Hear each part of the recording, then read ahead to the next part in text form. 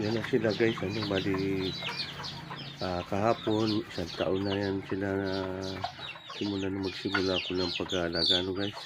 So yan yung mga product na magsimula ako, bali 5 inahin at saka isang tandang so yan ang mga anak na nila yan, yung mga inahin nila, yung iba nandito pa, iba wala na, naibinta ko na rin. So may mga edad na rin guys, so pinalitan ko ng mga bata pa kaya yung mga anak na nila ipapalit na mga breeders ko ngayon. So yan guys, may mga iba mga nasa nila kapugad dibdib bali 1 year na yan last year lang ko nagsimula. So pero kung susumayin guys, abot lang ng 100 na produce ko para kasama ng mga naibenta ko at saka yung mga na ulam na namin hindi naman namin kung ano mga putay.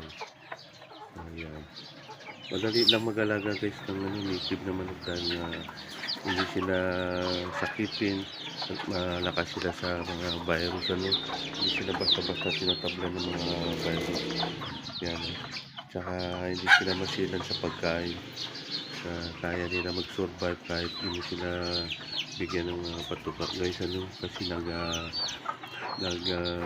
sila sa mga gubat, naghahanap sila ng pagkain nila. Ayan, nakabitaw lang sila. Marami rin na wala kasi marami kasi mga pusa dito guys, saka yung mga yan, may mga daga na kumakain din ng mga sisyo. Sayang, marami rin akong na wala ng mga sisyo dahil sa mga pusa at saka mga daga guys. Yan.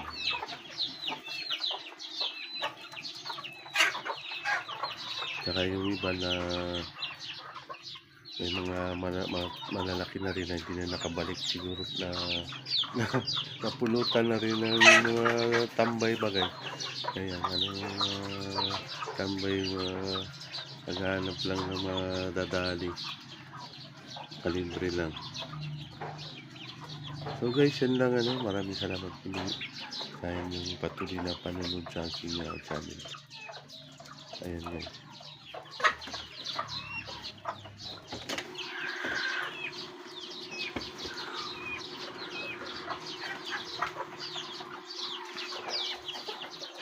Meron pa yan dito sa kulungan na dito. Ayan, madilim. Ito pa.